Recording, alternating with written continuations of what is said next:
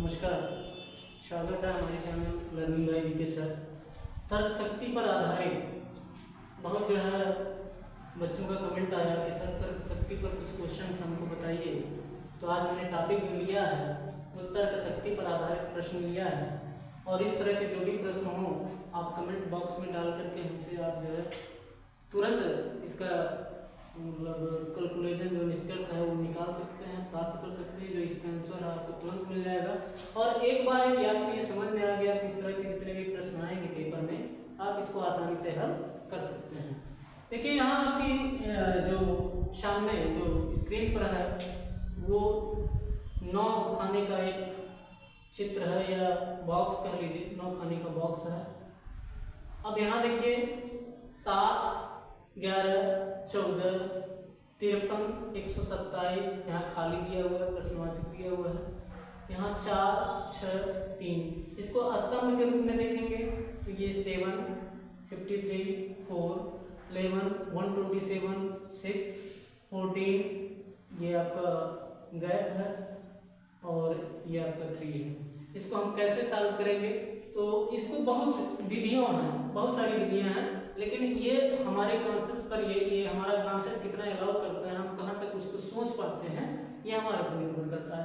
और इस तरह के जो प्रश्न होते हैं लगातार इसको अभ्यास में रहने के बाद ही इस तरह के प्रश्नों को हम आसानी से हल कर सकते हैं। यदि हम इसको ड्रॉप कर दिए तो ये दिमाग से धीरे धीरे मतलब उतर जाएगा और पुनः इस तरह के सवालों को हल करने में हमको ज़्यादा समय देना पड़ेगा। लेकिन यदि आप ये चाहते हैं कि हम इस तरह के जो सवाल हैं उसको बहुत तीव्रता से करें, बहुत ही शीघ्रतापूर्वक इसका रिजल्ट हमारे सामने हो या इसका उत्तर हम आसानी से दे सकें, तो आइए इसको हम आपके सामने जो ये प्रश्न दिया हुआ है, यहाँ पर आपका जो है विकल्प भी दिया हुआ है, इस विकल्प में क्या भरना है। तो यहाँ आपका ये स्तंभ के रूप में है, यहाँ 3 स्तंभ दिए हुए हैं। ये स्तंभ आपका पहला, दूसरा और तीसरा। इधर से हम इसको पंक्ति कहते हैं, ये कॉलम है, ये रो है आपका, ये रो है, ये पंक्तियां हैं और ये स्तंभ है। तो हम स्तंभ के हिसाब से देखेंगे या फिर पंक्तियों के हिसाब से देखेंगे कि इसका कैसे यहाँ पर फिलअप होगा।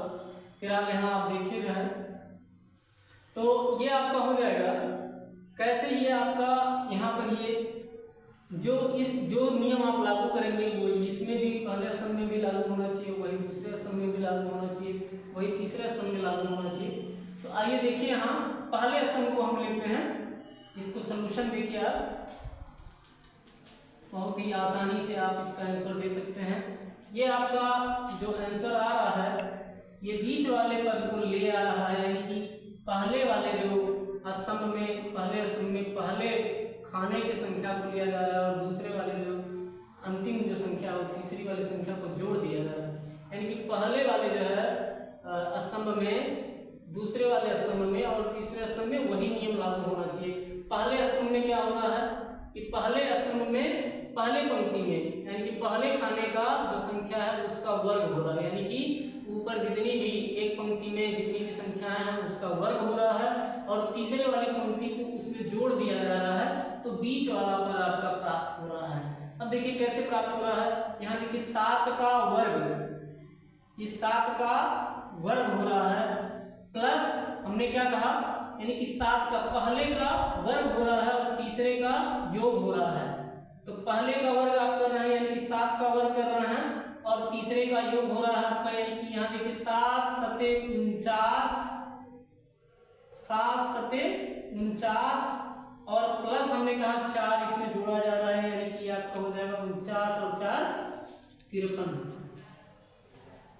इसी तरह से दूसरा वाला जो कॉलम है आपका 11 का वर्ग हो रहा है, तीसरे को जोड़ा जा रहा है, यानी कि 11 ग्रहियम आपका 121 हो रहा है और 6 को जोड़ा जा रहा है, यानी कि तीसरे को जोड़ा जा रहा है।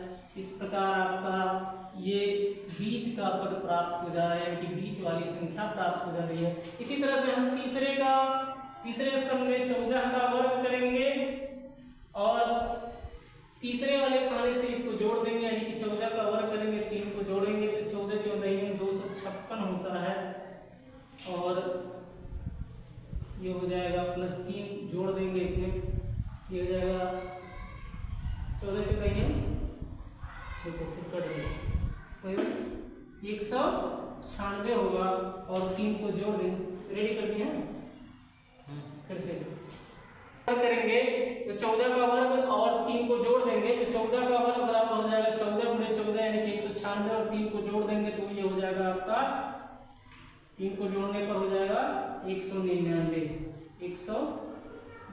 हो जाएगा एंड दैट इज आंसर। ये आपका बी विकल्प आपका सही हो जाएगा। That's all right. नमस्कार।